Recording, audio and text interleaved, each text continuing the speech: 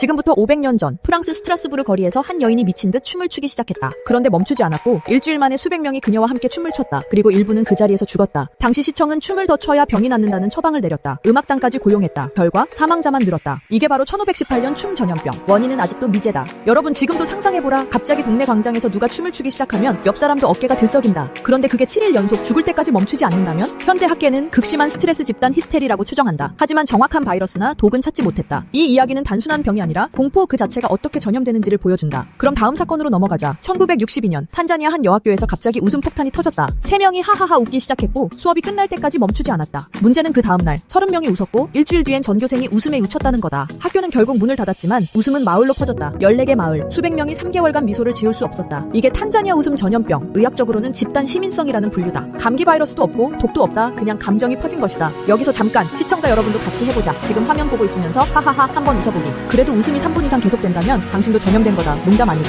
하지만 이 웃음 사건도 결국 스트레스가 원인이었다. 식민지 시대, 시험 압박, 가난이 복합적으로 터진 것이다. 즉 감정도 전염병이 될 수 있다는 뜻이다. 14세기 유럽은 흑사병으로 3분의 1이 사망했다. 하지만 그보다 기괴한 현상이 벌어졌다. 우리가 죄인이라서 신이 벌을 내린다는 소문이 퍼진 것이다. 그래서 사람들은 죄를 씻기 위해 자신의 등을 채찍으로 후벼팼다. 수천 명이 도시를 돌며 채찍 보행 행진을 했다. 피가 도로를 뒤덮었고 냄새는 멀리까지 퍼졌다. 문제는 이 채찍질이 전염됐다는 거다. 목격자들도 다음날 채찍을 들고 나섰다. 의학적으로는 종교 광기라고 하지만 본질은 공포의 연쇄 반응이다. 지금도 떠올려보면 끔찍하다. 병은 검은 죽음이었지만 진짜 확산된 건 불안이었다. 이 사건은 전염병은 단순한 바이러스가 아니라 사회 구조를 갈라놓는다는 교훈을 준다. 그럼 잠깐 여러분은 어떤가? 요즘 뉴스 보고 화장실 휴지 사재기 한 적 있나? 그것도 공포 전염의 현대판이다. 이제 21세기로 넘어가자. 2011년 미국 뉴욕주 한 고등학교에서 미스터리 신경질환이 터졌다. 갑자기 12명이 떨림, 경련, 말실수 증상을 보였다. 의사들은 환경독을 의심했다. 하지만 검사 결과 독도 바이러스도 없었다. 결국 집단 심리 반응이라는 결론이 나왔다. 이 사건은 현대의학도 감정 전염을 막을 수 없다는 걸 보여준다. 또 2016년엔 독일 학교에서 가려움 전염이 있었다. 한 아이가 두드러기를 보이자 온 교생이 긁기 시작했다. 피부과 의사들은 원인 없는 가려움이라고 당황했다. 실제로는 두드러기가 없는데 긁는 거다. 이 모든 사례가 말해주는 건 감정도 바이러스처럼 전염된다는 사실이다.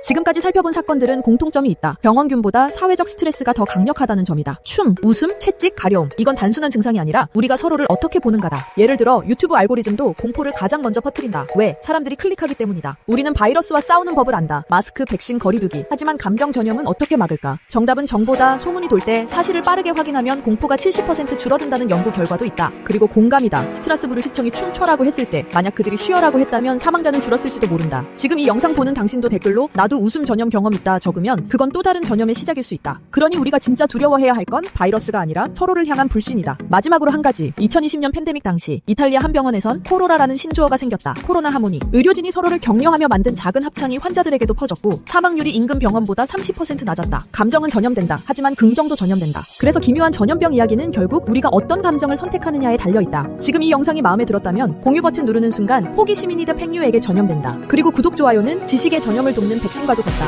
오늘도 우리는 무언가를 전염시키고 있다. 그게 공포일 수도 웃음일 수도 지식일 수도 있다. 그러니 다음에 누군가가 거리에서 춤을 춘다면 먼저 왜를 물어보자. 그게 진짜 예방이다. 이상으로 기묘한 전염병 5분 히스토리였다. 여러분의 마음속에서도 무언가가 전염 중이다. 그게 무엇인지는 당신이 선택하는 것이다. 다음엔 긍정도 전염시켜드릴게요. 지금 구독 누르면 호기심이 퍼집니다. 당신의 선택이 다음 전염을 결정해요.